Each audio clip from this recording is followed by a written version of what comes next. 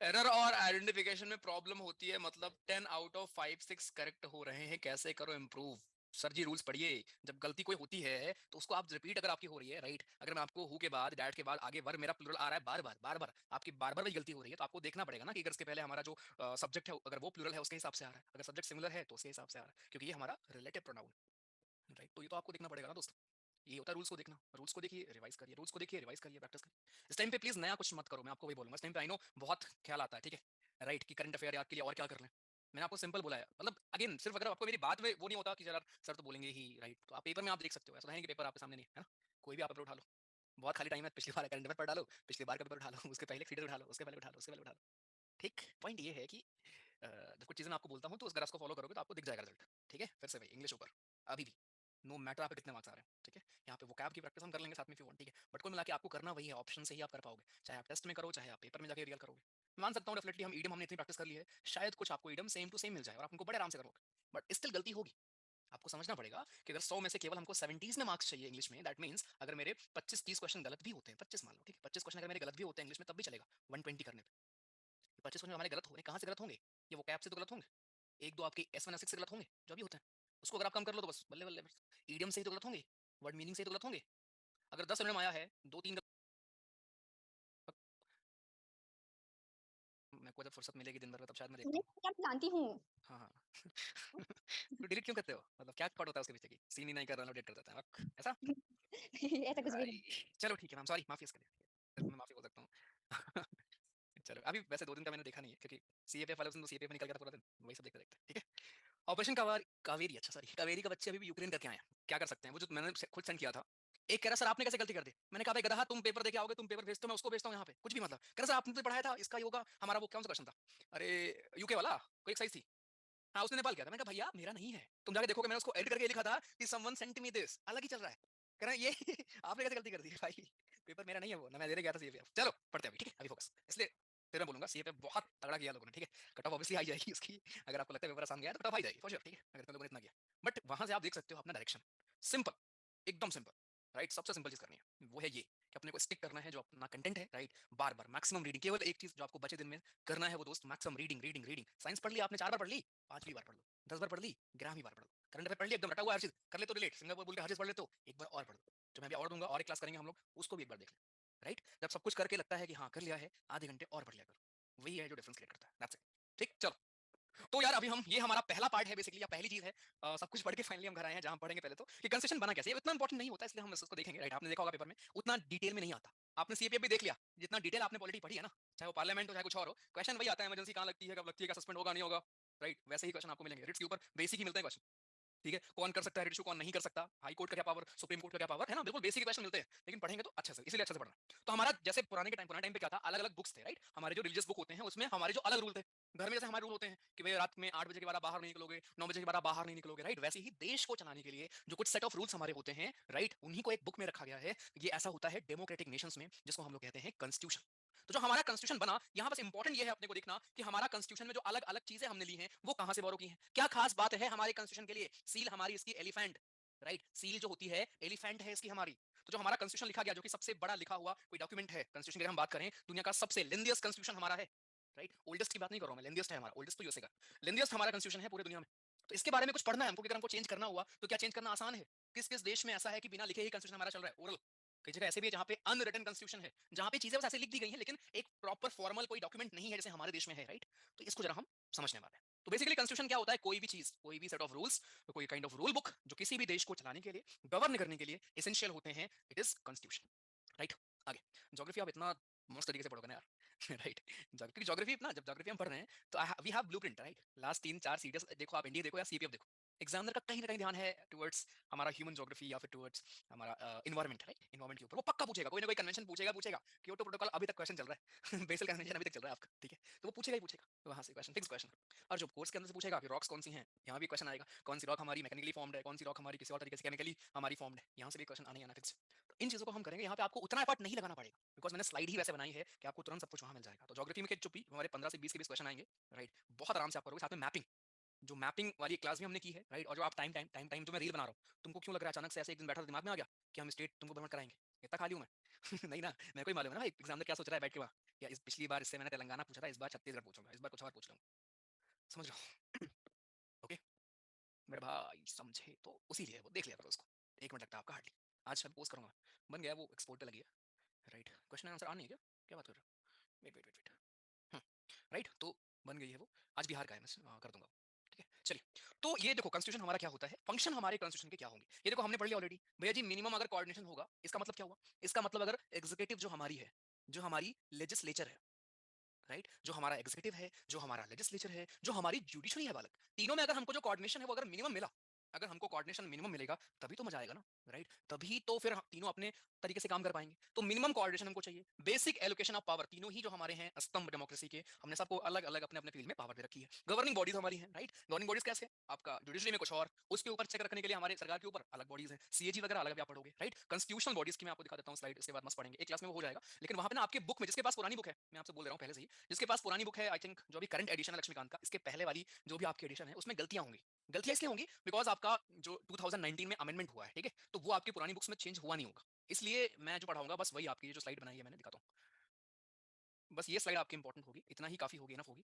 इसके अलावा आपको कोई और स्लाइड या किसी और किसी चीज की जरूरत नहीं होगी, ठीक है। ऐसे ही कॉन्स्टिट्यूशनल बॉडीज हम लोग यहाँ पढ़ेंगे, ऐसे ही नॉन कॉन्स्टिट्यूशनल बॉडी, मैंने इसको नोट्स के फॉर्म में लिखा है, जैसे कि अपने को मस्त एकदम बढ़िया से, इतने में ना आपको कंपेयर भी आप कर लोगे, ठीक है, कहाँ पे किसको अपॉइंट कौन करता है, कितने मेंबर होते हैं, टेन्योर क्या होता है, राइट, कौन कौन सी हमारी बॉडीज आती हैं, एजी हमारे क्या होते हैं, साथ में देखो एजी के साथ साथ एडवोकेट, कि दोनों एक साथ पढ़ के क्या अंतर है, क्या फिक्स नहीं है, ठीक है। यहाँ पे पूरा हमारा ये सारे हमारे कॉन्स्टिट्यूशनल बॉडीज के वो है, ठीक। ऐसे ही नॉन कॉन्स्टिट्यूशनल बॉडीज जो हमारी होती हैं उनके बारे में पढ़ोगे, ठीक।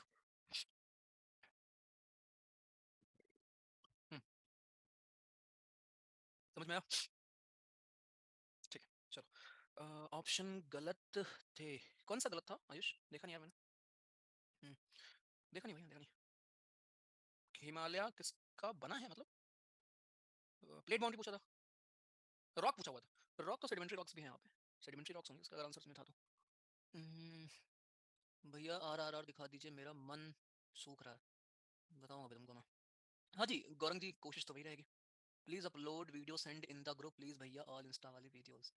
अरे मैं तुमको ऐसे बता दूंगा यार, देखा नहीं मैंने आज, दोबारा भेज देना प्लीज, ठीक है, दोबारा भेज देना। चलो, क्वेश्चन आंसर ऑन तो है भैया, ऑन है, आगे, ठीक है। तो ये है जैसे हम कवर करेंगे अपना क्या, जैसे हम कवर करेंगे अपनी कॉन्स्टिट्यूशनल बॉडीज को, ठीक है। चलो, तो कॉन्स्टिट्यूशन हमारा क्या है, दो तरह का होता है सर, कुछ जगह पे लिखित होता है, कुछ जगह पे कुछ ऐसे देश जहाँ पे लेखन पे फोकस नहीं किया जाता, राइट, जहाँ पे ओरली ही समझ लेते हैं, करेक्ट। अब जैसे रिटर्न में देखो क्या होता है, एक आपका कोई सिंगल डॉक्यूमेंट होगा, अनरिटन में देखो ऐसा नहीं है कि कहीं पे देखो कुछ तो रूल लिखा ही होगा ना भाई, कि ये करोगे तो ये सजा होगी, ये करोगे तो ये चीज ठीक नहीं है, ये चीज ठीक नहीं है, लेकिन यहाँ पे क्या है, एक डॉक्यूमेंट आपका है, प्रॉपर कोई रूल बुक है, प्रॉपर हमारा डॉक्यूमेंटेशन हुआ है, बट हियर ऐसा कुछ नहीं हुआ है। तो दो तरह के हमारी दुनिया में होते हैं constitution, one is written, second is unwritten. Written में क्या होता है, जहां एक single document is enough, unwritten में क्या होगा, जहां पे वैरायटी ऑफ डॉक्यूमेंट्स हमारे होंगे, राइट, वहां पे ये होता है, करेक्ट। दूसरा certified constitution, rigid FR and rule, यानी कि जहां पे रिटन कॉन्स्टिट्यूशन होता है वहां पे क्या होता है, कुछ ऐसे रूल होते हैं जो बहुत रिजिड होते हैं, जैसे हमारे में क्या था, आपने पढ़ा था कि हम बेसिक स्ट्रक्चर के साथ छेड़छाड़ नहीं करेंगे चाहे जो हो जाए, है ना। तो रिटन में क्या होता है, ऑब्वियसली अगर आपने कुछ लिख लिया है उसमें आप चेंज करने जाओगे तो मुश्किल होगी ना भाई, बट जहां ऐसा नहीं है वहां आसान हो, ठीक। इसका एग्जिस्टेंस को एक फिक्स पॉइंट ऑफ टाइम पे होता है कि भैया इस दिन लिखा गया, इस दिन शुरुआत हुआ, इस दिन एनफोर्स हुआ, इस दिन हमारा कमेंस हुआ, राइट। अलग अलग बॉडीज होती हैं जो मिलकर डेवलप करती हैं, यहाँ ऐसा कुछ नहीं है, यहाँ पे ऐसा कुछ नहीं होता। सऊदी अरब हो गया आपका, राइट, सऊदी अरब में क्या है कि पूरा का पूरा कॉन्स्टिट्यूशन ही अनरिटन है, हमारे देश में क्या है, हर एक चीज आपकी लिखित है, उसके बिना कुछ नहीं हो सकता, ठीक है। आगे सुप्रीमेसी क्या होती है, जहां पे कॉन्स्टिट्यूशन रिटन में होता है, राइटिंग में होता है, वहां पे सुप्रीमेसी होती है कॉन्स्टिट्यूशन की, सबसे ऊपर हमारा आएगा कॉन्स्टिट्यूशन, कॉन्स्टिट्यूशन के ऊपर कुछ भी नहीं है, राइट, भले पार्लियामेंट उसको चेंज कर दे, एक्सेप्ट की बेसिक स्ट्रक्चर को हम छेड़छाड़ नहीं कर सकते, ठीक है। अच्छा क्वेश्चन, एक क्वेश्चन है मेरा, sir can article 370 be back, अभी सुप्रीम कोर्ट में चल रहा case, advocate is fighting that it is permanent can be removed, he said government fall played and removed it. यार वो चलता रहेगा देवांत, कुछ भी अगर आप देश में होता है केसेस तो चलते रहेंगे भाई, आपका नॉर्मल एग्जाम होता है उस पर कोई केस कर देगा, तो मतलब डिबेट तो चलती रहेगी, है ना, राइट, वो तो चलता रहेगा भाई। I think court judgment already इस पे आ चुका था, दोबारा फिर से किसी ने अपील कर दिया होगा, फिर चलता रहेगा, फिर कोर्ट अपना जजमेंट चेक करेगी सही था नहीं सही था, बस ठीक है। अनरिटन बेस्ट होता है, बेस्ट ऐसा कुछ नहीं है, अपने अलग अलग रूल है। मेरी ट्रेन लेट हो गई थी, मैं 2 बजे उतरा था, दिल्ली स्टेशन रोड पर खड़ा था, मेरा बैग ही छुड़ा लिया मेरे से, उसमें मेरा एडमिट कार्ड था, संडे था तो कुछ मिला भी नहीं प्रिंट आउट निकलवाने को। तुम 2 बजे ट्रेन से उतरे थे, पेपर तो होता है सुबह, 2 बजे तुम क्या उतरे थे, रात की बात कर रहे हो क्या? हम्म, रात की बात कर रहे हो, ओके, तो पूछ के ना था ना मुझसे, दिल्ली में फोन थोड़ी निकालना होता है, फोन क्यों निकाले तुमने, गलती तुम्हारी सारी, सारी गलती आपकी, चलो कोई नहीं, ठीक है, चलो कोई बात नहीं। ओके, तो ये चीज हमारी हो गई भाई साहब, जरा इसको हम लोग ध्यान में सर जी रखेंगे। ओके आगे, next, there is a difference between constitutional law and other law. हमारे देश में क्या है, कुछ ऐसे रूल होंगे जो कॉन्स्टिट्यूशन में लिखे जाएंगे, है ना। जैसे एफआर आपका क्या होता है, एफआर आपके हैं जिनके लिए आपको आर्टिकल अगर मिलता है वो सारे हमारे फॉलो करेंगे कॉन्स्टिट्यूशनल लॉज में। ठीक, आगे क्या है, आप अमेंड कर सकते हैं। अब अमेंडमेंट भी दो तरह के होते हैं, कुछ अमेंडमेंट के लिए आपको फ्लेक्सिबिलिटी, मतलब बहुत आराम से आप कर लोगे। कई ऐसे देश हैं जहां पे भैया जी बहुत मुश्किल से आप अमेंड कर पाओगे, जैसे यूएसए। यूएसए में अगर आपको अपना कॉन्स्टिट्यूशन अमेंड करना है तो भाई बहुत दिक्कत हो जाएगी, हालतें खराब हो जाएगी, राइट। बट वहीं पे अगर आपको अमेंड करना है भारत में, तो इंडिया में क्या है ना, हमने डिवाइड कर रखा है कि अ फ्यू थिंग्स ऐसी होंगी जिस पे आप क्या कर सकते हो बड़े आराम से, बहुत फ्लेक्सिबल है, वेरी फ्लेक्सिबल है, बहुत आराम से आप चेंजेस कर सकते हो। बट कुछ ऐसी चीजें होंगी जिसके लिए आपको स्पेशल मेजोरिटी चाहिए होगी, है ना, चेंजेस करने के लिए। ठीक, तो हमारे देश में क्या है, दोनों मेथड है कि अगर आपको चेंज कर रहे हो, कुछ चीजें ऐसी होंगी जिसको आप बड़े आराम से कर लो, बट वहीं पे कुछ चीजें ऐसी होंगी जिसको आप कहीं ना कहीं मुश्किल से करो। ये होती है हमारी पूरी कहानी। ठीक, आगे चलते हैं। नेक्स्ट, पावर डिस्ट्रीब्यूशन क्या होता है हमारे देश में, क्या है, यूनिटरी मेथड होता है कई जगह पे, यानी कि जहां पे पावर सारी सेंटर के पास होती है, और कुछ ऐसे हैं जहां पे फेडरल स्ट्रक्चर होता है, जहां पावर हमारी बटी होती है। भारत, यूएसए, ऑस्ट्रेलिया, ये हमारे हैं वो देश जहां पे पावर बटी हुई है। ये तो आपने पढ़ा हुआ है, 7th शेड्यूल मैंने आपको होमवर्क भी दिया था, कितने वो हैं हमारे उसमें मैटर्स पूछ लेगा आपसे, पहले कितने थे, बाद में कितने हो गए, करंट में कितने हैं। ठीक है, तो इंडिया हो गया, यूएसए हो गया, ऑस्ट्रेलिया हो गया, यहाँ पे क्या है, फेडरल सिस्टम। यानी कि नॉर्मली क्या होता है, नॉर्मली हमारा जो पावर है वो बटा हुआ है, स्टेट के पास भी पावर है और सेंटर के पास भी पावर है। अब आपने यहाँ पे इमरजेंसी भी पढ़ी थी, राइट। इमरजेंसी में क्या होता है, जो स्टेट की पावर है वो कहीं ना कहीं सेंटर के पास आ जाती है, और जो स्टेट असेंबली है उसका क्या होता है बताओगे, डिसॉल्व हो जाती है, सस्पेंड हो जाती है। हम्म, क्या हो जाएगी। हम्म, वो तो भाई मोहित यार, वो तो याद करने वाला क्वेश्चन था, सस्पेंड हो जाएगी। ये क्वेश्चन आपका आया था सीपीएफ में ये क्वेश्चन आपका सीपीएफ में आया था कि सस्पेंड हो जाएगी नहीं हो जाएगी, समझे सीएपीएफ का क्वेश्चन है आपका। ठीक, चलो। सम्राट, राइट। सीएपीएफ का आंसर आप भेज सकते हैं क्या, पॉलिटी को तो हम डिस्कस ही कर लेंगे भाई, पढ़ तो लो इसको, तो हम कर लेंगे यहीं पे। आगे, ठीक है, तो यहाँ पे ये होता है, जहाँ पे रिटन कॉन्स्टिट्यूशन है वहाँ पे ये है, जहाँ पे अनरिटन है वहाँ पे क्या है सर जी, पार्लियामेंट यहाँ पे सुप्रीम होता है। No difference between constitution laws, क्योंकि वहाँ ऐसा कुछ लिखित में है नहीं। अमेंडमेंट क्या है, आराम से हो जाएगा, खत्म। कॉमन सेंस है, जो चीज लिखी गई है यार कहीं पे प्रॉपर तरीके से, आपने खुद सोचो, आपने अगर कोई नोट्स बनाई है अच्छे से, है ना, 4 दिन 10 दिन लगा के बढ़िया से एकदम बनाइए, सजा के ऊपर नीचे डिजाइन बना के कि सर नोट्स है हमारी, सर की नोट्स की क्या नीड है, इसमें हम खुद ही करंट अफेयर के नोट्स लिख लेते हैं, तो वो आएगा किसमें, रिटन में। अब कल के दिन हम एक क्लास करेंगे 200 इंपॉर्टेंट करंट अफेयर, है ना, बहुत जल्दी करने वाले हैं, जहाँ पे अगर मैं कुछ नया पढ़ाऊंगा, जो कि ऑब्वियसली बताऊंगा कुछ स्कीम्स के बारे में, राइट, जो इंपॉर्टेंट है हमारे लिए अभी, तो किसी सीपीएफ के बाद स्पेशली। ठीक है, तो वो चीज क्या करेंगे आप, अब जिनका ऑलरेडी नोट्स बना हुआ है अच्छे से एकदम, कोई उन्होंने स्पेस नहीं छोड़ा हुआ है, उनकी कॉपी भर गई है, उनको बहुत दिक्कत होगी ना चेंज करना है।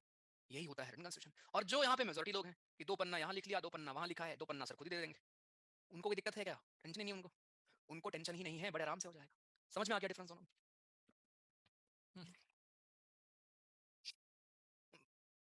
हाँ, एक चीज लिखी है, क्या लिखी है भाई, अनम्यूट करो। एक चीज क्या लिखी है, और यहाँ से मुझे क्वेश्चन आपके लिए आ गया है, जल्दी अनम्यूट करो यश, जल्दी अनम्यूट करिए। Right to property was remove from the list of FR during reign of. Arpit ji अगर आपको साल पता है, पूरी रामायण हमने कर ली थी इमरजेंसी की, कौन था उस टाइम पे प्राइम मिनिस्टर यस अनम्यूट करो। अरे कर लो भाई, कुछ क्वेश्चन है तुमसे यार, अनम्यूट कर लिया करो भैया, नहीं मैं ही निकाल दूंगा, अनम्यूट के लायक नहीं बचोगे तुम लोग। यस अनम्यूट कर दो तुरंत, 3 गिनती तो हेलो, करने हुआ। Good evening sir. Good evening, कहाँ से सर हो। Option sir Deoria Uttar Pradesh. देवरिया से आप, मुझे बताओ ये चिप 4 अलायंस में कौन कौन से देश आते हैं। सर आपको मैंने प्रमोट किया है एज अ पैनलिस्ट, एक्सेप्ट करो। Yes sir.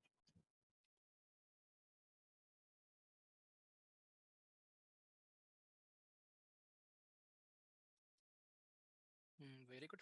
आकांक्षा श्रीवास्तव, अनम्यूट करिए जरा।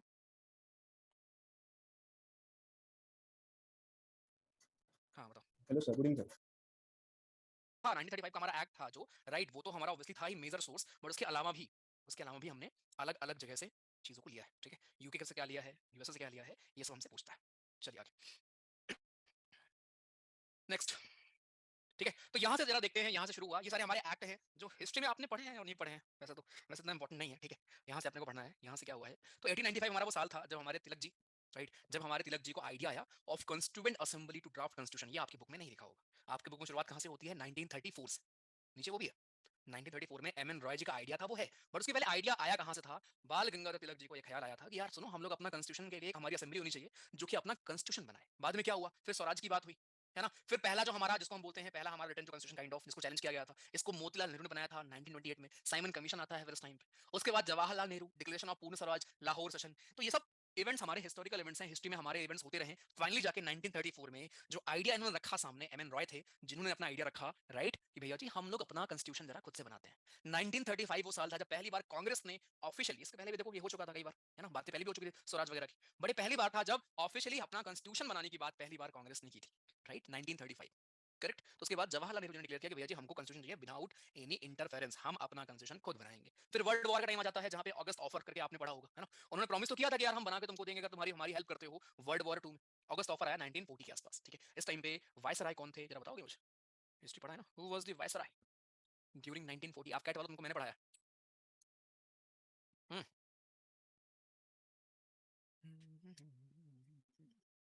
भूल गए, अच्छा, ओके, बारिश के कारण नेटवर्क स्लो है, बार बार क्लास से बाहर जा रहे हो, ठीक है, लेनित गो, ओके। तो यहाँ से देखो ऐसे क्वेश्चन भी AFCAT में खासकर तो आते ही हैं कि उस टाइम पे वायसराय कौन थे, उस टाइम पे पीएम वहां के कौन थे, है ना, ऐसे क्वेश्चन भी आपको मिलते हैं। नेक्स्ट कैबिनेट मिशन प्लान हमारा, फिर आता है हमारा कैबिनेट मिशन प्लान, जहां पे ये वही प्लान है जिसके बेसिस पे फिर हमारी असेंबली बनना शुरू हुई, ठीक है। तो ये पूरा बैकग्राउंड है 1934 में एम एन रॉय। अभी ध्यान रखना एम एन रॉय है, आगे आप एक बी एन रॉय का नाम भी सुनते हो, but he is M N Roy, जिनका ये आइडिया था कि हम लोग कंस्टिट्यूएंट असेंबली बनाते हैं, ठीक है। आगे जाके फिर क्या हुआ, फिर इसके लिए हमारा चुनाव वगैरह हुआ, कितने लोग होंगे, किस पार्टी के किस कम्युनिटी के लोग होंगे। अभी क्वेश्चन ये भी आता है क्या हर पार्टी को या हर कम्युनिटी को, हर कास्ट को या कम्युनिटी को क्या इक्वल रिप्रेजेंटेशन मिला हुआ था क्या, राइट, या आपसे पूछेगा कि ये चूज कैसे किए गए थे या किसको कितनी सीट्स मिली थी, है ना, तो इस चीज को हम देखेंगे। तो ये जो हमारी कॉन्स्टिट्यूएंट असेंबली, आप इमेजिन कर लो जैसे आज के दिन आपकी पार्लियामेंट बनती है, वैसे ही एक बॉडी हमको बनानी थी जिसके पास काम क्या था कि वो देश का ड्राफ्ट करेगी कॉन्स्टिट्यूशन। तो इसमें कौन कौन होगा, है ना, उसका पहले तो चुनाव कैसे हुआ ये बड़ा इंपॉर्टेंट हो जाता है। तो 1946 वो हमारा साल था जब कॉन्स्टिट्यूएंट असेंबली की सीट्स को हम, कंस्टिट्यूएंट असेंबली की सीट्स को हम कैसे एलोकेट करेंगे, इस चीज की डिमांड हुई, इस चीज की बात उठना शुरू हुई, जिसमें ये हुआ कि out of total seat 389 two 92 seats आनी थी फ्रॉम ब्रिटिश इंडियन प्रोविंसेस, जो टोटल हमारे 11 थे।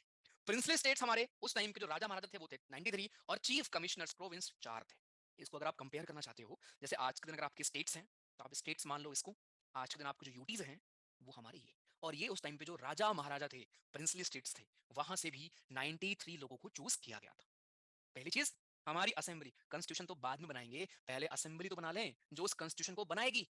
तो उनको बनाने के लिए हमने इलेक्शन किया, जिसमें इलेक्शन में वही वाला प्रोसेस था, जैसे आज आप राज्यसभा के मेंबर्स को कैसे चूज करते हो। अगर मैं क्वेश्चन अभी पूछ लूं, किससे पूछ लूं, किससे पूछूंगा, शुभांकर, अनम्यूट करो भाई, शुभांकर जल्दी,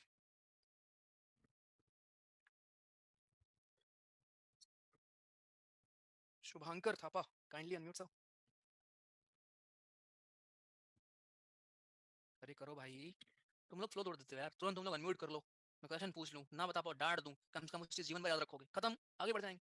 अनम्यूट पे तुम लोग रोक देते हो। चलो आगे, वही बात मजबूर करते हो यार, ठीक है, मतलब आई वांट कि मैं प्यार से आपको पढ़ा के एकदम राजा बना के भेजूं घर, लेकिन यार आप चाहते हो कि मैं वही स्ट्रिक्ट टीचर वाला सीन रहे, है ना। ओके चलो, फॉर्मेशन ऑफ कॉन्स्टिट्यूएंट असेंबली, तो यहाँ पे बेसिकली मुझे आपसे पूछना था इलेक्शन कैसे होते हैं। जैसे हमारे प्रेसिडेंट का इलेक्शन होता है कि यार जिनको हम लोग चूज करते हैं वो लोग जाके वोट करते हैं, वैसे यहाँ पे था, ऐसा नहीं था कि जनता गई थी चूज करने, राइट, सबको हक भी नहीं मिला हुआ था। ओके, अभी देखो क्या बात है। तो पहली बात तो टोटल नंबर ऑफ सीट्स कितनी थी, 389, जिसमें हमारे 292 थे फ्रॉम ब्रिटिश इंडिया प्रोविंसेस, 93 राजा महाराजा उस टाइम के थे, 4 हमारे चीफ कमिश्नर्स प्रोविंस, ठीक। आगे अब देखो, जो हमारी असेंबली की फॉर्मेशन थी उस टाइम की, ये कॉन्स्टिट्यूएंट असेंबली, इसमें दो तरह से लोगों को हमने चूज किया है। जो हमारे लोग आते हैं फ्रॉम ब्रिटिश इंडिया, जो हमने यहाँ देखा ब्रिटिश इंडिया प्रोविंस, इन लोगों के लिए हमारा इलेक्शन हुआ था, जिनको इनडायरेक्टली इलेक्ट किया गया था बाय मेंबर ऑफ उस टाइम की जो असेंबली थी राज्यों में। उस टाइम जो राज्य में जो लोग थे, जिनको जनता ने चूज किया था, उन लोगों ने चुन के भेजा था इनको, ऐसा नहीं था कि डायरेक्ट जनता वोट करे, नो, इनडायरेक्ट इलेक्शन था जैसे आज होता है। बट जो लोग प्रिंसली स्टेट के थे, राजा महाराजा, उन लोगों ने नॉमिनेट किया था भैया जी, उन लोगों को नॉमिनेट किया गया था, लेकिन यहाँ पे इनडायरेक्टली हमारा इलेक्शन हुआ। अब इसमें पार्टिसिपेट उस टाइम पे किस बेसिस पे था, सबको वोट करने का हक भी नहीं था, उनमें भी जिनके पास अच्छी प्रॉपर्टी थी, इनकम था, एजुकेशन था, वही लोग ऊपर थे, उन लोगों ने बस वोट किया, जनता ने डायरेक्ट वोट किया नहीं, राइट। उस टाइम पे ऐसा नहीं था कि आप 18 के ऊपर हो सबको हक नहीं था वोट करने का, राइट, ऐसा नहीं कि आप 18 के ऊपर तो आप वोट कर दो। तब क्या था कि आपके पास जमीन हो भैया जी, राइट, राय बहादुर साहब हैं ये तो भैया जमींदार हैं, तभी वोट कर पाएंगे, ठीक। रिजर्वेशन था माइनॉरिटीज को उस टाइम पे कि जो लोग मुस्लिम हैं उनके लिए मुस्लिम्स वोट करेंगे, सिख है उनके लिए अलग है, राइट। तो उस टाइम पे भी हमारा रिजर्वेशन था फॉर माइनॉरिटीज। तो दो तरीके से हमने चूज किया। तो एक स्टेटमेंट हमारा आता है, the assembly was partially nominated and partially elected, ठीक है। इलेक्टेड लोग कौन थे, जो हमारे राज्यों से आए थे उस टाइम पे, यानी जो हमारा ब्रिटिश प्रोविंस था उससे, और हमारे नॉमिनेट कौन थे, जो लोग हमारे आते हैं फ्रॉम प्रिंसली स्टेट्स, ठीक है। आगे चलते हैं, फॉर्मेशन यहाँ पे देखते हैं। तो टोटल ये कहानी थी 389, यहाँ से 292, यहाँ से आपके 93, और बाकी हमारे यहाँ से इतने लोग आने थे। आगे सर, राइट, ये देख लो, ये 4 प्रोविंस कौन से थे? अजमेर, एबीसीडी, बलूचिस्तान, कुर्ग और दिल्ली, राइट? दिल्ली, कुर्ग, दिल्ली, बलूचिस्तान और अजमेर, एबीसीडी क्या बात। अच्छा, कुर्ग को आज क्या बोलते हैं भाई? कोई है यहाँ से? आज क्या बोलते हैं कुर्ग को हम लोग?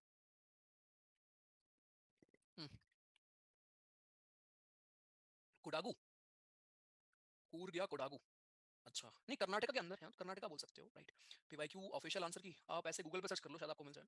ऑफिशियल में तो नहीं होगा यार, राइट? हाँ जी, सबको था, राइट? जो भी हमारे अलग अलग सेक्शन ऑफ पीपल थे, सबको अलाउड था, कोई दिक्कत नहीं थी ऐसे। ठीक है, आप आगे देखोगे नीचे। ठीक है, तो ये ध्यान रखना, राइट? ये लोग हमारे वहां से आए थे। अब जब ये हमारा इलेक्शन हुआ 389 में से भाई साहब 208 सीट कांग्रेस जीत गई और मुस्लिम लीग जीती केवल 73। उस टाइम पे मुस्लिम लीग भी थी, राइट? उस टाइम पे हमारे मुस्लिम लीग भी थी, मुस्लिम लीग जीती 73। अब इसके बाद क्या हो, ये देख लो एक बार, पहले रिजल्ट देख लो, ये क्वेश्चन भी आ चुका है कि किस पार्टी को मैक्सिमम वोट मिले, राइट? तो मेरे भाई 389 हमारी सीट्स थी, जिसमें से 93 तो नॉमिनेट होने वाले थे, वहां चुनाव तो था नहीं, चुनाव था केवल हमारे 292 और 4 और 296 सीट पे।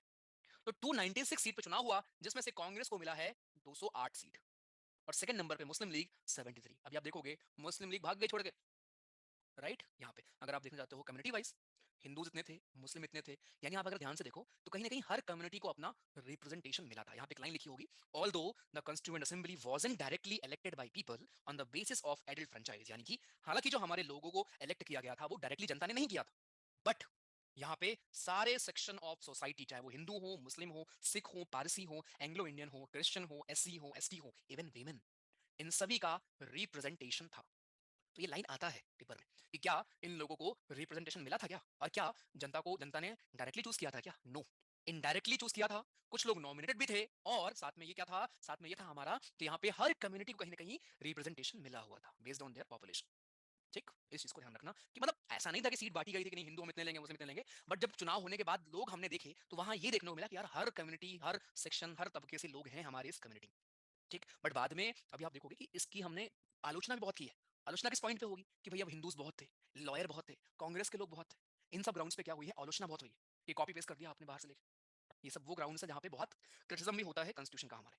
ठीक है सर, तो ये था पहले, फिर से मैं बोल दूं आपको कि यार हमारा टोटल नंबर ऑफ सीट थी 389, जिसको आपने तीन हिस्सों में बांटा था। इलेक्शन हुआ 296 सीट्स पे, बाकी पे क्यों नहीं हुआ? क्योंकि बाकी लोग नॉमिनेटेड होते हैं, वो आते हैं फ्रॉम प्रिंसली स्टेट्स। इसमें से 208 मिले कांग्रेस को, 73 मिले मुस्लिम लीग को, बाकी सब बट गए करके। ये है अभी तक, आगे चलते हैं सर, राइट? अब यहाँ पे देखो फिर आता है माउंट बेटन प्लान। आपका अगर क्वेश्चन आए हमारा जो पार्टीशन हुआ है, इंडिया पाकिस्तान जो हुआ है, अलग हुआ है, वो किसके उस बेसिस पे हुआ है, कौन से प्लान के बेसिस पे? वो है बालक हमारा कौन सा प्लान? वो है हमारा माउंट बेटन प्लान। ठीक है, माउंट बेटन प्लान हमारा वो प्लान है जिसके बेसिस पे ये हुआ है, अब हमारा सेपरेट हुआ है। ठीक, अब इसके बाद ये देखो यहाँ पे जाके फाइनली आपका ये बाकी चीजें होती है। अब यहाँ पे मुस्लिम लीग छोड़ के चली जाती है, तो अब कितने लोग बचते हैं? 299 लोग बचते हैं, जिसमें स्टेट के पास इतने, प्रिंसली स्टेट के पास इतने बचते हैं हमारे। जब ये हुआ, अब जो बाकी लोग बचे वो लोग करते हैं खत्म। तो बस पॉइंट ये था कि मुस्लिम लीग बीच में, क्योंकि पाकिस्तान अलग हो गया ना भाई, राइट? ये हिस्सा आपका अलग हो गया पाकिस्तान का। जब पाकिस्तान अलग हो गया तो जो यहाँ के लोग थे हमारी उस असेंबली में, वो लोग छोड़ के चले जाएंगे ना यार, वो तो अपना बनाएंगे फिर, राइट? तो जो आपकी संख्या पहले थी 389, वो कम हो गई, वो कम होगी, कितनी हो गई? 299 हो गई हमारी वो संख्या, बाकी लोग चले गए पाकिस्तान। यहाँ तक क्लियर है सर अच्छे से?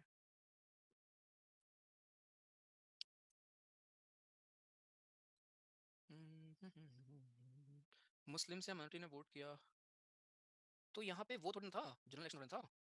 जनरल इलेक्शन आपका नहीं था, नहीं बांग्लादेश नहीं गए उस टाइम पे। उस टाइम कहाँ से बन जाएगा बांग्लादेश, गजब करते हो तुम लोग। हाँ, कुछ भी पूछो तुमको सब आता है। अच्छा ठीक है, चलो ओके, ठीक है। विमेन का क्या सीन था बताया तो मैंने, विमेन ने भी, मतलब विमेन भी थी इसमें यार। ठीक है आगे, राइट? क्लियर है? आगे अब इसके लिए वही कसम कि भैया जी ये तो खुद ही चुन लिए गए, जनता ने चुना नहीं, है ना? सॉरेन बॉडी है नहीं, बड़ी सरकार के प्रपोजल पे काम कर रही है, उनके अंडर काम कर रही है, ये सब इसकी क्रिटिसिज्म हुई है। बहुत टाइम ले लिया, कांग्रेस वाले ही भरे हैं इसमें, है ना? लॉयर ही लॉयर भरे भरे हैं इसमें, हिंदू ही हिंदू भरे हैं इसमें। विंस्टन चर्चिल ने कमेंट भी किया था, the constituent assembly represented only one major community in India, क्योंकि ऑब्वियसली उस टाइम पे मेजॉरिटी उसमें हिंदू ही थे। ठीक, तो इस सब चीजों पे कॉन्स्टिट्यूशन का हमारा उस टाइम पे क्या किया जाता था, बहुत ज्यादा क्रिटिसिज्म भी था। ठीक है, चलिए आगे। अब अपने को देखो, पहले आपने क्या देखा कि हमको बनाना है अपना कॉन्स्टिट्यूशन, वो कॉन्स्टिट्यूशन जो आपने ऑलरेडी पढ़ लिया है। सोचो तब लोगों ने ये सब लिखा था कि बिल कैसे पास होगा। आप कभी सोचते हो इंटेलेक्ट, तुम क्या लिखते रहते हो रात 2 बजे से लगा के, चांद छिपा बादल में, तुम ये सब करते रहते हो? सोचो इन सब लोगों ने तब जाके, जितने भी लोग थे, राइट, तब इन्होंने लिख दिया था पूरा बिल जाएगा यहाँ तो फिर ये करेंगे, वहां जाएगा तो ये करेंगे वो करेंगे। तुमको इसी में दिक्कत है सर, कैसे पढ़ें इसको, रिवाइज कैसे करें सर? है ना? हाँ, हाँ, तू है तो फिर और क्या चाहिए, क्यों नहीं? आकाश जी प्लीज लिख दिया करिए डाउट यार, बोलिए क्या डाउट है, आ जाइए। आकाश तिवारी, बोलिए। हेलो। हाँ जी सर। हाँ भैया जय। जय हिंद। भैया सॉरी बट डाउट मेरे चैप्टर को लेकर नहीं था, चैप्टर से बाहर, तो मैं कंफ्यूज हूँ actually. If you don't mind तो मैं क्लियर कर दूं, नहीं तो मैं बाद में बात करता हूँ। अब कर ही दीजिए सर, आप कन्वर्ट कर दिया तो बताइए। एक्चुअली भैया मैंने अपना आपको मॉक भेजा था इंग्लिश का, उसमें अच्छे मार्क्स नहीं बनते, मतलब मेरे 68 69 ऐसे बनते सही होने के, बट उसके बाद जब मैं ओवर कर रहा हूँ तो उसमें गलत 68 मार्क्स इंग्लिश में? 68 मार्क्स नहीं, एक मिनट, मैंने सही किए, मतलब करेक्ट किए, बट निगेटिव मार्किंग की वजह से वो 43 44 चला गया ओके। स्कोर। तो यही सब बार और लगातार प्रॉब्लम आ रही है, कम से कम 5 पीवाईक्यूज दिए, 5 के 5 मेरी प्रॉब्लम आ रही हम्म, ओके। इंग्लिश में आ रही दिक्कत सर आपको? है। हाँ भैया इंग्लिश में आ रही है। अच्छा, एक सवाल का मुझे जवाब दो। ये जो हमारा सो और एज होता है और एज होता है, क्या अंतर है दोनों में? सो और सो और एज तो अरे भैया मैं बस इसका क्लियर बता रहा हूँ। तो अगर तो हम यूज करते हैं उसके साथ, मतलब अरे भैया ये यही। कंफ्यूज एक्चुअली, हाँ, तो यही यही यही यही यही यही इसलिए रीडिंग मतलब करते हैं। दिमाग में हाँ, बट मुझे अरे एक्सप्रेस मैं नहीं कर पा मान रहा रहा हूँ भैया, मान रहा हूँ दिमाग में है तभी तो, लेकिन पेपर में जब टाइमर चल रहा होता है, चाहे आप मॉक कर रहे हो चाहे आप पेपर कर रहे हो रियल, वहाँ पे दिमाग में होने से मैटर नहीं करता ना। इसलिए तो रीडिंग हम लोग करते हैं, रीडिंग रीडिंग रीडिंग रीडिंग, है ना? समझ गए? हूँ। बस प्रोसेस वही है दोस्त। आपको ही पता है क्यों नंबर कब आते हैं, है ना? चलो आगे चलते हैं। ओके, ठीक है भाई। ओके, अच्छा तुम आंसर बता रहे हो? पूछ लूंगा, अभी तो आवाज नहीं निकलती, आंसर बता रहे हो, ठीक है। अरे कोई दिक्कत वाली बात नहीं, बस मैं आपको दिखा रहा हूँ कि नंबर क्यों नहीं आते हैं। वही बात है ना, देखो पॉइंट क्या है ना, जो अपने पास चीजें हैं, हमें लगता है इसके अलावा आप बताओ क्या करना है। आपके पास एक पहाड़ है पीछे आपके, जिसको आपको रिवाइज करना है।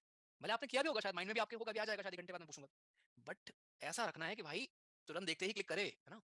वो कब होगा? जब आप उसको 4 बार 5 बार 6 बार, बहुत टाइम है, ऐसा पढ़ लो। आप समझो इस बात को यार, जितना आपने अभी तक ही पढ़ लिया, अगर मैं आज दिन क्लास बंद कर दूं ना, फुल स्टॉप, जितना आपने पढ़ा उसको भी पढ़ के तुम्हारा पेपर निकल जाएगा कट ऑफ आराम से, बहुत आराम से। ठीक है, तो कर लो फोकस प्लीज रिवीजन पे। देखिए, तो यार पहले हमने देखा कि यार कमेटी में कितने लोग होंगे, हमने बना दिया इलेक्शन करा के। अब इलेक्शन के ऊपर क्वेश्चन क्या पूछेगा कि क्या जनता ने वोट किया था? क्या नहीं सर, जनता ने वोट नहीं किया था, जनता के जो रिप्रेजेंटेटिव्स थे उन्होंने वोट किया था, यानी डायरेक्टली इलेक्टेड नहीं थी। और कुछ लोग ऐसे भी थे जो आते थे फ्रॉम प्रिंसली स्टेट्स, राजा महाराजा के, उससे जो लोग नॉमिनेट किए गए थे उस टाइम पे। यहाँ तक क्लियर? अब हमारी बन गई असेंबली, मुस्लिम लीग वाले वापस चले गए, राइट? उसके बाद क्या हुआ? उसके बाद इस असेंबली ने अपना काम करना शुरू किया। अब इस असेंबली के यार हमारे अलग अलग लीडर्स थे। सबसे पहले जो फर्स्ट प्रेसिडेंट कौन थे? वो थे सच्चिदानंद सिन्हा जी। क्वेश्चन आता है और हम कंफ्यूज रहते हैं राजेंद्र प्रसाद और इनमें। राजेंद्र प्रसाद जी पहले परमानेंट थे हमारे, ये टेम्पररी थे। जब पहली मीटिंग हुई 9 दिसंबर 1946 को, तो उस टाइम पे हमारे कौन थे? डॉक्टर सच्चिदानंद सिन्हा जी थे, राइट? ध्यान रखना। लेकिन परमानेंट कौन बना और जो बाद में जाके हमारे देश के पहले राष्ट्रपति बनते हैं, नाम है उनका राजेंद्र प्रसाद जी, प्रेसिडेंट हमारे बाद में बनते हैं। और ये असेंबली के भी हमारे परमानेंट प्रेसिडेंट थे, ठीक है। और ये कांग्रेस के भी प्रेसिडेंट रहे हैं। एक ऐसा सेशन था जहां पे पहले सुभाष चंद्र बोस जी थे प्रेसिडेंट, उसके बाद फिर ये बने थे, राइट? 2 सेशन सुभाष चंद्र बोस ने प्रेसाइड किया था, आई होप आपने पढ़ा होगा, त्रिपुरी और हरिपुरा का, ठीक है सर? चलिए आगे। तो फिर एच सी मुखर्जी और वीटी कृष्णामाचारी दो दो थे वाइस प्रेसिडेंट। क्वेश्चन पूछ लेगा जो हमारी असेंबली थी उसके कितने वाइस प्रेसिडेंट थे? 2 थे। एच सी मुखर्जी जी और वीटी कृष्णामाचारी जी, दो दो हमारे वाइस प्रेसिडेंट थे of that assembly. B N Roy ji हमारे कंस्टिट्यूशनल एडवाइजर थे हमारे इस असेंबली के, right? B N Roy ji हमारे कंस्टिट्यूशनल एडवाइजर थे हमारी असेंबली। तो एम एन रॉय कौन थे? 1934 में बोलने वाले थे कि भैया जी असेंबली बनाओ। उस असेंबली का एडवाइजर किसको रखा गया? बी एन रॉय जी को रखा गया। आगे चलते हैं, ठीक है? तो यहां तक अच्छे से क्लियर। बाद में फिर आता है ऑब्जेक्टिव रेजोल्यूशन मूव किया जाता है, जिसको बाद में हम लोग अमेंड करके मॉडिफाई करके बनाते हैं प्रेम्बल, जिसको भी आप देखोगे आगे इसी के बाद नेक्स्ट चैप्टर, राइट? प्रेम्बल, तो हमारा प्रेम्बल जो था उसको पहले जवाहरलाल नेहरू जी लेके आते हैं ऑब्जेक्टिव रेजोल्यूशन, जहां देश के ऑब्जेक्टिव क्या है, हम लोग क्या है एग्जैक्टली, राइट? हम क्या है, सॉरेन है या क्या है, वो चीजें वहां लिखी गई हैं, उसी को मॉडिफाई करके हमने उसको अपना प्रेम्बल बना लिया, जिसको हम आइडेंटिटी कार्ड भी बोलते हैं अपना, identity card of constitution, right? हम किसको बोलते हैं? प्रेम्बल को ही बोलते हैं अपने। नेक्स्ट, तो टोटल हमारी 11 मीटिंग हुई उसकी हमारी असेंबली की। पहली मीटिंग हुई 9 से 13 दिसंबर के बीच, राइट? सेंट्रल हॉल जो आज के दिन आपका जो अभी करंट पार्लियामेंट है उसमें ही है। और आखिर में हमारी एक स्पेशल मीटिंग हुई जनवरी 24 को। कॉन्स्टिट्यूशन हमारा बन चुका था ऑलरेडी 26 नवंबर के आसपास, लेकिन डेट हमने बढ़ा के 26 जनवरी किया है। क्यों? हाँ जी सर, क्यों करना पड़ा, क्यों किया? एग्जैक्टली, स्वराज डे को मैच करने के लिए। Very good. आगे, अब यहाँ पे ध्यान देना, कॉन्स्टिट्यूएंट असेंबली के पास 2 काम थे। आप खुद सोचो, इतना बड़ा अपना देश यार, इतना प्यारा इतना बड़ा देश, भाई अंग्रेज चले गए छोड़ के 1947। अब एक काम ये था कि भाई देश को चलाना भी तो है। खुद सोचो, देश को मालिक चलाना भी तो है, और एक है नया रूल बनाना है, नया हमको कॉन्स्टिट्यूशन भी बनाना है, और एक था देश को एक्चुअली रेगुलेट भी करना है। अब मान लो आपका 15 अगस्त 1947 को ऐसा हो गया, ठीक है? अब मान लो 20 अगस्त 1947 को कोई कुछ पास करना हो तो देश के लिए जरूरी हो तो क्या करेंगे? या बाद में 1948 में कुछ करना हो तो क्या करेंगे? वेट करेंगे क्या कि नई सरकार बनेगी, नई असेंबली आएगी, फिर जाके कुछ करेंगे, या नया हमारा कॉन्स्टिट्यूशन बनेगा, उसके बाद जो होगा, जैसे इलेक्शन होगा हमारे देश में, एक लोकसभा बनेगा, एक राज्यसभा बनेगा, अपर हाउस बनेगा, लोअर हाउस बनेगा, फिर हम करेंगे? Obviously you can not wait ना यार। 2 साल आप वेट नहीं कर सकते, 5 साल 3 साल वेट नहीं कर सकते ना यार, इलेक्शन का आप वेट नहीं कर पाओगे। तो हमारी जो असेंबली थी, देश की पहली हमारी सरकार भी आप इसको बोल सकते हो, पहली पार्लियामेंट भी बोल सकते हो, फर्स्ट पार्लियामेंट। मतलब इसके पास 2 काम थे। काम नंबर 1, कॉन्स्टिट्यूशन बनाना काम number 2, as a legislative body जो काम पार्लियामेंट करती है वो काम इस असेंबली ने भी शुरुआत में किया था। जब भी असेंबली कॉन्स्टिट्यूएंट असेंबली की तरह मिली है, यानी कि कॉन्स्टिट्यूशन बनाने के लिए मिली है, इसको प्रिसाइड किया है हमारे राजेंद्र प्रसाद जी ने। बट जब भी ये बनी है, जब भी ये मिली है एज अ लेजिस्लेटिव बॉडी, जब भी इसकी मीटिंग हुई थी एज अ लेजिस्लेटिव बॉडी, इसको चेयर किया था जीवी मलनकर जी ने, जो हमारे पहले स्पीकर थे, राइट, जो हमारे देश के पहले स्पीकर थे, अगर आपको याद है तो। ठीक सर। तो दोनों काम किसने किया था? दोनों काम कहीं ना कहीं हमारे इसी पार्लियामेंट ने, इसी हाउस ने, सॉरी इसी हमारी असेंबली ने दोनों काम को अंजाम दिया था। नया संविधान बनाना, साथ में जो भी हमारा एग्जिस्टिंग रूल था देश चलाना, दोनों काम इसने किया था। एक टाइम पे हमारे प्रेसिडेंट ये थे, जब बॉडी हमारी मिलती थी एज अ कंस्टिट्यूएंट बॉडी तो प्रेसिडेंट कोई और, जब बॉडी मिलती थी एज अ लेजिस्लेटिव बॉडी तब हमारे प्रेसिडेंट कोई और। ठीक, आगे बस अभी कुछ उस टाइम के बनाए हुए रूल्स हैं। जब पार्लियामेंट जैसे आज आप एक्ट पढ़ते हो ना, ये वाला एक्ट आया, वो वाला, ये रटना नहीं है, बस मैं आपको दिखा रहा हूँ। जैसे आज हम लोग पढ़ते हैं ना, ये वाला एक्ट आया, अमेंडमेंट कौन सा था, 104 था सर, उसमें हमने बिल ये पास कर दिया, हमने वो बिल पास किया। तो उस टाइम पे ये कुछ बिल्स थे जो हमारे पास किए गए थे, राइट। इसी हमारे उस टाइम पे ऐसा कुछ रूल नहीं था कि यार नहीं बाद में पार्लियामेंट आएगा तो आप अप्रूव कराओगे, ये कराओगे, है ना। तो ये तो हमारे टेम्परेरी बेसिस पे उस टाइम को जो हमको रिक्वायरमेंट थी वो हमने उस टाइम पे पास किया था। ठीक है, तो ये सब आपको याद नहीं करने हैं भाई। ठीक, आगे क्या यहाँ तक क्लियर है सभी को अच्छे से? कैसे बना, क्या हुआ, कब कब को किसकी मीटिंग, कब किसने प्रिसाइड किया है? जो ऐसे क्वेश्चन आते हैं ना, पहला स्पीकर कौन, पहला हमारा ये कौन थे, भाई you can not remember that यार। ठीक है, ओके जूरी जी मत करना वैसे तब इसके बाद। हाँ नीरज जी उसी क्वेश्चन की बात कर रहा हूँ, उसी क्वेश्चन की बात कर रहा हूँ दोस्त। आप याद नहीं कर सकते हो, सिंपल सी बात है कि पहले हमारे अनअपोज प्रोटेम स्पीकर कौन थे, पहले दूसरे कौन थे, कोई नहीं याद कर सकता यार, है ना, कोई भी याद नहीं कर सकता यार, सिंपल सी बात है। तुक्के में लग गया कि हाँ ये थे, तो वैसे क्वेश्चन की टेंशन मत लिया करो, ठीक है भाई। दिक्कत क्या है, जो क्वेश्चन श्योर शॉर्ट है कि 30 क्वेश्चन साइंस में फ्री में रखे हैं, ले लो, वो नहीं पढ़ोगे। तुमको होता सर ये वाला क्वेश्चन जो आता है, पहले स्पीकर कौन, इनमें से कौन कौन स्पीकर रहा है, राइट, इनमें से कौन कौन क्या रहा है ना। उसमें आप परेशान रहते हो यार, ठीक है। नहीं उस टाइम पर राज्यसभा कैसे होगी भाई, हिंदी नेम राज्यसभा लोकसभा हमने कब रखा, आपने पढ़ा नहीं था बाद में? ये तो हिंदी नेम हमने खुद रखे थे ना, कॉन्स्टिट्यूशन में तो अपर हाउस लोअर हाउस ही है, राइट। वो तो जब बना आपका 1950 में तब आएगा ना, उसके पहले कैसे आ जाएगा? ठीक है, हर्षित जी जो उस टाइम के रूल थे, तभी तो मैं बोल रहा हूँ आपको, जो भी उस टाइम के नियम थे देश में, उसको ही इंप्लीमेंट करने के लिए, उसमें कुछ चेंज करने के लिए भी ये हमारी बॉडी थी। ये जो आपके रूल बनाए गए थे उस टाइम पे ही बनाए गए थे सारे रूल, राइट, देश चलाने के लिए ही उस टाइम के ही बालक ये सारे हमारे रूल थे। ठीक है, चलो भैया ये कम्युनिस्ट और सोशलिस्ट कौन होते हैं यार? यहाँ पे ये तो मतलब आपके अलग अलग फॉर्म ऑफ गवर्नमेंट भी आप पढ़ते हो, है ना, और ये अलग अलग बिलीवर्स जो हमारे होते हैं, राइट, उनको हम लोग बोलते हैं। अगर मैं आपको डेफिनेशन बताऊं एज पर पॉलिटी, तो कम्युनिज्म बेसिकली होता है, उसको फॉलो करने वाले होते हैं हमारे कम्युनिस्ट। ठीक है, राइट, यहाँ पे एक वो है जिनको जिनको मतलब ये इस पे होता है कि नहीं, जो एग्जिस्टिंग सिस्टम है हमारा, एक उसको हमको हटाना है। एक कैपिटलिज्म भी होता है, एक आपका कैपिटलिज्म भी होता है। देखो कम्युनिज्म का अगर मैं आपको बताऊं तो यहाँ ऐसा है कि कम्युनिज्म वालों को ये होता है कि यार कोई भी प्राइवेट ओनरशिप ना हो, राइट। कैपिटलिज्म का मतलब ही है कैपिटल, पैसे। तो यहाँ पे पूरा पूरा क्या होता है कि टोटल प्राइवेट ओनरशिप हो। सोशलिज्म में मिक्सचर होता है, जैसे आज के दिन आप देखो सरकार की कुछ स्कीम में प्राइवेट एंटिटीज भी होती हैं, पब्लिक भी होती हैं। सोशलिज्म में क्या होता है, आपकी लिमिटेड प्राइवेट ओनरशिप होती है, लिमिटेड। ठीक है, तो ये कुछ हमारे अंदर है इसमें, राइट। अगेन बिलीफ को लेके ही है कि आप एग्जिस्टिंग सिस्टम्स के साथ जाना चाहते हो, है ना, रिलीजन को दूर रखना चाहते हो, या आप चाहते हो कि नहीं उसका भी पार्ट बने, है ना। इन सब चीजों के ऊपर हमारे ये अलग अलग फॉर्म ऑफ गवर्नमेंट हमारे होते हैं। ठीक है, हिंदी में इनको क्या बोलते हैं, साम्यवाद बोलते हैं, आई थिंक साम्यवादी शायद बोलते हैं, और समाजवाद बोलते हैं उसको। सोशलिज्म को हम लोग बोलते हैं समाजवाद, समाजवाद, और उसको हम बोलते हैं कम्युनिज्म को शायद साम्यवाद बोलते हैं, ये मैं श्योर नहीं हूँ, आप एक बार देख लेना, साम्यवाद ही बोलते हैं, है ना। चीन वगैरह ना आपके ये तो है, चाइना, ये हमारा नॉर्थ कोरिया, ये सारे एग्जाम्पल ही तो हैं, कम्युनिज्म फॉलो करते हैं लोग, राइट। तो ये है हमारा। ठीक है, चलो आगे। तो और भी कुछ चीजें हमारी वहां हुई थी उस टाइम पे सर, देख सकते हो आप लोग। देश अपना कॉन्स्टिट्यूशन आजाद कब हुआ? 47 में, ठीक है। कब बना संविधान? 50 में जाके इंप्लीमेंट होता है, लेकिन बीच में कुछ चीजें पहले ही हो गई थी। जैसे हमारा नेशनल फ्लैग को हमने अडॉप्ट कर लिया था 22 जुलाई, इट्स वेरी इंपॉर्टेंट, ठीक है। 22 जुलाई 1947 को हमने अपना नेशनल फ्लैग पहले ही अडॉप्ट कर लिया। नेशनल एंथम को हमने 24 जनवरी 1950 को कर लिया था अडॉप्ट। 24 जनवरी को हमने ये भी किया था, अपना सॉन्ग भी, राइट। और पहला अपना प्रेसिडेंट भी बालक हमने इसी दिन चूज कर लिया था। बस ये है, इसको ध्यान में रखना कि नेशनल फ्लैग हमारा पहले ही हमने ले लिया था। ये क्या होता है, ये वो लोग हैं। अच्छा आप लोग मुझे एक बात बताओ, कॉमनवेल्थ गेम देखते हो? कॉमनवेल्थ गेम कौन कौन करता है उसमें participate? What do you understand भाई कॉमनवेल्थ गेम, कौन कौन करता है उसमें पार्टिसिपेट? भैया एक डाउट है, आपने बोला था कि प्रोग्राम स्पीकर को प्रेसिडेंट नॉमिनेट करते हैं, हैं? नॉमिनेट करते हैं? ये कब पढ़ लिया भैया, कुछ भी मतलब अपना वर्ड डाल दो मेरे मुंह में, नॉमिनेट करता है। अरे उन्हीं जो मेंबर हैं उनमें से कोई एक बंदा है, राइट, इसको elect किया जाता है, टेम्परेरी होता है, खत्म। बाद में जाके आपका परमानेंट चुनाव होता है। ठीक, एग्जैक्टली ब्रिटिश टाइम की जो भी हमारी कॉलोनीज रही हैं उनको हम बोलते हैं। ठीक, भैया अच्छा किसी को इस पर डाउट नहीं है कि हमको फ्रीडम परमानेंट मिली है कि 99 ईयर के लिए लीज में मिली? आज एक वीडियो आया था मेरे फीड पे, जहां एक मोहतरमा कह रही थी कि 99 ईयर के लीज पे हमको मिली है आजादी। भैया we got freedom just also because कि USA president said to UK president to free the Indians if they want to take help from USA. No idea, मुझे इसके बारे में कोई आइडिया नहीं है, ये तो मैंने जानकारी से बाहर है। चल आगे, राइट राइट, जहाँ पे ब्रिटिश का कब्जा था वहां पे हमको बोलता है।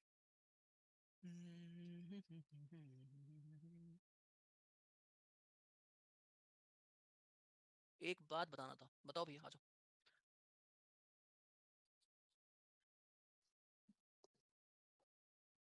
हेलो। हम्म। प्रणाम भैया। नमस्ते सर, बताइए। भैया जो स्टोरी मतलब खेत पे टेस्ट देने वाला था, मैं तो लगाया था। हम्म। तो बहुत लोग मैसेज कर रहे थे कि किससे पढ़ते हैं, कौन है। तो बताया कि कहें कि सीएपीएफ में देख लो कौन से तैयारी करवाते हैं। हम बोला तो हम बोले कि भाई इससे वो बोला कि आप तो पढ़ना पड़ेगा इनसे। तो बहुत मतलब आपका अथी कर रहा था, क्या बोलते हैं उसको, हम्म। मतलब आपके बारे में बता रहे थे उसको। तो बोला कि नेक्स्ट बैच कर दूंगा ऐसे वैसे। अरे यार। और एक लड़की मांग रही थी क्वेश्चन पेपर, सो मैं दे दिया सर। तो जो मेरे पास मटेरियल था आप भेजे थे। हाँ हाँ, वो तो दे ही दोगे तुम, मुझे मालूम है। तो good good, very good. Yes, sir. तो क्या मतलब इस पे मैं क्या खुश हूँ, क्या चाहते हो? नहीं मतलब आज तक हम When बात you नहीं say किए कि तो सर कुछ बोलना है तो भाई आई एक्सपेक्ट कि आप शायद कोई डाउट, शायद कोई पढ़ाई की चीज होगी, है ना? तो इसमें चलो ठीक है, ध्यान रखो, ठीक है, कोई दिक्कत नहीं। यार क्या ही लोग हो भाई, मतलब आके मुझे बता रहे हो कि सर चलो ठीक है, कोई बात नहीं, ध्यान रखो, ठीक है, अच्छा करो, कोई दिक्कत नहीं, मेहनत कर रहे हो, ठीक है, करते रहो। ओके, तो ये है भैया जी, यहाँ तक क्लियर है अपने को अच्छे से, ठीक है। पहले कौन थे, उसके बाद कौन थे, आगे सर चलते हैं। ये हमारी कुछ कमिटीज थी, यहाँ से भी क्वेश्चन आते हैं कि हमारी अलग अलग कमिटीज को किसने अलग अलग लोगों ने प्रिसाइड किया था, ठीक है। अलग अलग हमारी कमिटीज थी उस टाइम पे, जिनको अलग अलग लोगों ने भैया जी प्रिसाइड किया हुआ था। ड्राफ्टिंग कमेटी को किया था किसी और ने, committee on rules of law किसी और ने, स्टीयरिंग कमेटी किसी और ने, क्रेडेंशियल कमेटी किसी और ने। तो ये आपको याद करना, बोलो कुछ भी बोलो, ये पूछ लेता है। बस ध्यान रखिए, जितने भी आपके सेंटर और जितने भी आपके सॉरी यूनियन और स्टेट कमिटीज हैं, जितने भी हमारी कमेटी में स्टेट है, यूनियन है, उन सबके हेड थे हमारे जवाहरलाल नेहरू जी। और जिन कमिटीज में FRAS, राइट, फाइनेंस वाली हो, committee on for rules of procedure हो, एडॉक कमिटीज कुछ हमारी हो, on national flag, steering committee हो, इनके हेड हमारे राजेंद्र प्रसाद जी थे। अब आप इसे आसान आप मानो, टफ मानो, आई डोंट नो, बट भाई ये अपने को करना ही करना होगा, ठीक है, ये अपने को ध्यान देना होगा, ठीक है। States committee, union committee, union वाले जो भी हैं हमारे, ये जवाहरलाल नेहरू जी की कहानी है, ठीक है। ये थे प्रेसिडेंट हमारे, इसके हेड थे, चेयरमैन, राइट। जो बाकी हमारी कमिटीज हैं, अगर आपको कहीं यूनियन दिखा मिले तो जवाहरलाल नेहरू ही उसके हमारे प्रेसिडेंट थे। इस चीज को ध्यान रखना, ठीक है। आगे एडॉक का मतलब क्या होता है, टेम्परेरी। एक हमारी ad hoc committee on national flag थी, जिसके चेयरमैन थे राजेंद्र प्रसाद। हमारा फ्लैग डिजाइन किया गया है, हमारे आंध्र प्रदेश के थे पिंगली वेंकटेश जी, इन्होंने ही डिजाइन किया था, राइट। आपने अगर कभी देखा है अपना फ्लैग पहले कैसे दिखता था, फाइनली बाद में जाके आज ऐसा दिखता है, ठीक। चलिए, फिर आता है सबसे इंपॉर्टेंट कमिटी, जिसने एक्चुअल में अपना पूरा का पूरा कॉन्स्टिट्यूशन क्या किया था, ड्राफ्ट किया था। और सुनो इधर देखो, अभी तुम मेरे साथ मिलके सिनोनिम, आज का टेस्ट तुम मेरे साथ करोगे। कैसे करेंगे, पहले तुम करोगे सॉल्व, उसके बाद मैं एक्सप्लेन करूंगा, फिर सोने जाएंगे और सुबह फिर मिलेंगे, ठीक है। पुश पुश पुश पुश, जो चीज पढ़ने का मन ना करे और पढ़ो उसको, साला देखते हैं कैसे क्लियर होता है, ठीक है। चलो, राइट। तो ये ध्यान रखो, ये हमारी आखिरी कमेटी है, ड्राफ्टिंग कमेटी। तो मतलब भागना नहीं, मैं इसलिए बोल रहा हूँ आपको पहले से, टेस्ट देके भागना नहीं है, आई एक्सप्लेन, क्योंकि आज है सिनोनिम और एंटोनिम, ठीक। पॉलिटी का आई नो था, बट आज इसको करेंगे, पॉलिटी में आपको कर देता हूँ, कोई दिक्कत नहीं, आप खुद से कर लेना। तो ये मेंबर याद रहे आपको, कौन कौन है जो हमारे इस कमेटी में मेंबर रहे हैं, ड्राफ्टिंग कमेटी में कौन वो है जो मेंबर है। चेयरमैन हमारे B.R. अम्बेडकर साहब हैं, राइट। मेंबर हमारे कौन कौन है, उनका नाम याद रखना है। BL मित्तर जी को रिप्लेस किया माधवराव जी ने, खैतान जी को TT कृष्णाचारी, जो हमारे वाइस प्रेसिडेंट भी थे कमेटी के, ठीक है। तो कौन हमारे इस ड्राफ्टिंग कमेटी का मेंबर था, कौन नहीं था, ऐसे क्वेश्चन भी आपसे पूछेगा पेपर। टोटल 7 लोग थे, 6+1 6 हमारे, 1 2 3 4 5 6 7 8, आठवां कौन है पता नहीं भाई। टोटल हमारे 7 लोग थे, ठीक है। आगे बस खत्म, इसका वर्क फ्लो आपको बताया गया है, कैसे हमारा ड्राफ्ट हुआ, फिर हुआ। अब ये मैंने आपको ये पहले भी सिखाया है, क्या डिफरेंस है इनैक्टमेंट और एनफोर्समेंट में। एक बार मैंने आपको फीस का एग्जांपल दिया था, राइट। इन इनैक्ट का मतलब क्या होता है कि वो रूल आपने ले लिया, वो रूल लगाना कब से है, वो होता है एनफोर्समेंट। एक्सेप्ट आपने कर लिया November 26 को सब कुछ, ये प्रोविजंस हमारे नागरिकता वाले, इलेक्शन वाले, पार्लियामेंट की चीजें हमारी, राइट, ये सब चीजें हमारी आ चुकी थी पहले ही। ये चीजें हमारी 26 नवंबर से ही लागू हो गई थी। बट बाकी का जो हमारा पूरा, क्योंकि ये चीजें वैसी थी यार कि हमको जरूरत है भाई, जल्दी करो, बट बाकी की हमारी चीजें बाद में आई थी, राइट। 26 जनवरी को बाकी हमारी इन्फोर्स हुई थी। तो इन्फोर्स और इनैक्ट में क्या अंतर है, इनैक्ट का मतलब एक्सेप्ट कर लेना उस रूल को, नो, इन्फोर्स का मतलब वो चीज आना एक्चुअली प्रैक्टिस में, वो चीज एक्चुअली में रियल में होना, उसको हम कहते हैं इन्फोर्स करना, कि आज से चाल लागू हो गया।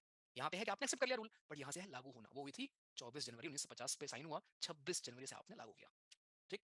बस क्यों चूज किया गया था आपको पता है ऑलरेडी, राइट। तो ये है हमारा, यहां तक चीजें अच्छे से क्लियर है सर सभी को एक तरफ से। स्टैटिक है इसलिए बोरिंग है और क्या। ठीक है, स्टैटिक्स है यार, क्या ही कर सकते हैं इसमें। 1946 से 49 तक कैसे चला विनायक जी, अभी हम वही तो बात कर रहे थे भाई। उस टाइम जो हमारी असेंबली थी उसने 2 काम किए थे, रूल बनाए थे उसने। आप का ओके, VT और TT अलग है तो मैंने अलग सेम पड़ जाएगा, वही TT तो बोला था मैंने, TT ही तो बोला था भाई।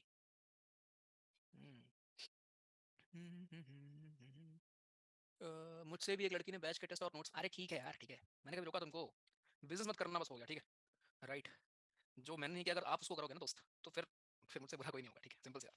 आप हेल्प करो, मैंने कभी आपको नहीं रोका, मैं कह रहा हूं पूरा मोहल्ला बिठा के पढ़ाया करो, कोई दिक्कत नहीं, आप हेल्प करो दोस्तों की, कल आर्मी में यही तो करना है बे, ठीक है। आप हेल्प करो दोस्त को और उसको पुश करो, ठीक है, खुद भी बोलो उसको कि हाँ यार दोनों साथ में डिस्कस करते हैं, चलो। यार आप मुझे बताओ, लास्ट जब भी आप होती महीने में कभी एक बार आपने वो फी पे करके जब आप इंटर हो गए, उसके बाद कभी भी आपने किसी फॉर्म में पैसे या ये सब कोई भी नहीं सुना होगा, राइट? किसी भी फॉर्म में या किसी भी चीज को करने में के पीछे या डिसीजन के पीछे वो नहीं आया होगा। तो वो एक वो होता है जो थोड़ा कि भैया तो तुम सीरियस हो। नोट्स तो मैंने ऐसे भेज रखी है, आपने देखा होगा पब्लिक ग्रुप में, राइट? मैं ट्रस्ट मी, कोई बंदा जिसने सच में पढ़ी होगी ना नोट्स, राइट, चाहे वो कोई पेपर देख लेगा। लेकिन वही है ना, लोगों को फ्री चीजें नहीं वो होती कि हाँ यार अरे छोड़ो यार क्या है, ठीक है? तो अगर आप वैल्यू कर रहे हो उन चीज़ों की, जो आपका दोस्त कर रहा है, बहुत अच्छी बात है। पढ़ाई की चीज़ तो है, कौन-सी पिक्चर है? यहाँ साला 3 घंटे की पिक्चर तुमको मिल जाती है, उसको तुम देख लेते हो, चलो एक बार देख लिया, 2 बार देख लिया, है ना? मन नहीं करता। यहाँ पढ़ाई, हाँ, यहाँ मैं तुमको इतना पुश करता रहता हूँ, राइट? जो पैसे देके तुम आए यहाँ पे, तब मेरे को इतना पुश करना पड़ता है कि मेरे भाई प्लीज़ पढ़ लो, पढ़ लो, पढ़ लो, पढ़ लो, पढ़ लो। Again it's not about money but still, इसमें एक फैक्टर तो ऑब्वियसली होता है यार, ठीक है? एक फैक्टर तो होता ही है कि आपने भाई यहाँ पे आए हो, ठीक है? तो इसलिए थोड़ा 1 मिनट, 1 मिनट, हेलो?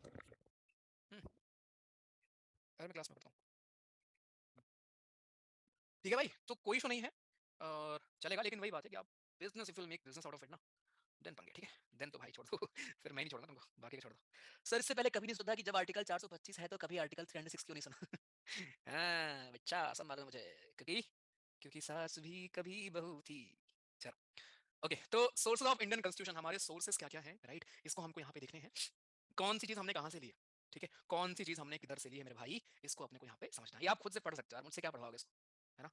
इसको मुझसे क्या ही पढ़वाओगे आप? डीपीएसपी पढ़ा था, हमने बोला था मैंने आयरलैंड से लिया। एफआर हमने पढ़ा, बिल ऑफ राइट यूएसए से लिया है, राइट? तो इसको रीड कर दो, ठीक है? ठीक है, इसको रीड कर लेना प्लीज, आज ही कर लेना, ठीक है? यहाँ से क्वेश्चन बन जाते हैं, मैच द फॉलोइंग। ये देखो, आपने इमरजेंसी पढ़ा था, ये भी आपको पता है। अमेंडमेंट हम साउथ अफ्रीका से लिया था हमने। सस्पेंशन होगा एफआर का, कौन सस्पेंड नहीं होते? 20 और 21 सस्पेंड नहीं होते, बाकी सस्पेंड हो जाएंगे। कहाँ से लिया? जर्मनी से लिया। तो कौन सी चीज हमने जहां जहां सेंटर को स्ट्रॉन्ग करने की बात होगी ना, वो सब हमने कनाडा से लिया था। सब हमने कहाँ से लिया? कनाडा से। यूएसए से हमने लिया है रिजिड वाली चीजें, टफ चीजें। और यूके से हमने लिया है आसान चीजें, थोड़ी सी पार्लियामेंट वाली सिस्टम पूरा हमारा यूके से आया था, ठीक है? तो इसको आप पढ़ सकते हो, एक बार पढ़ लेना। अगर कुछ डाउट लगे तो पूछ भी लेना, कोई दिक्कत नहीं, बट पढ़ लेना प्लीज इसको, ठीक है? चलिए, तो ये हमारा मेकिंग था, मेकिंग ऑफ कॉन्स्टिट्यूशन, राइट? सुबह हम पढ़ेंगे कुछ इसी का आगे, यानी कि प्रेम्बल हम पढ़ेंगे, उसके बाद कुछ राज्यों को हमने यूनियन का चीज पढ़ेंगे। कल आप सुबह ये देखोगे कि अगर यूपी का नाम एमपी रखना हो हमको तो क्या करना होगा, ठीक है? नाम चेंज करना है तो क्या करना होगा, कुछ और करना है तो क्या करना होगा, राइट? इन चीजों को हम कल देखेंगे, ठीक? उसके बाद फिर हम क्या पढ़ेंगे? कुछ राज्यों को हमने स्पेशल राज्य का दर्जा दे रखा है। वो लिस्ट में तो पक्का क्वेश्चन आता है कि भाई बताओ 371 बी में क्या है, ए में क्या है, डीसी में क्या है, नागालैंड किस में है, गोवा किस में है, आई में क्यों गोवा है ना? चलिए ठीक है, अभी टेस्ट करेंगे, भागना नहीं है, पहले आप खुद करोगे फिर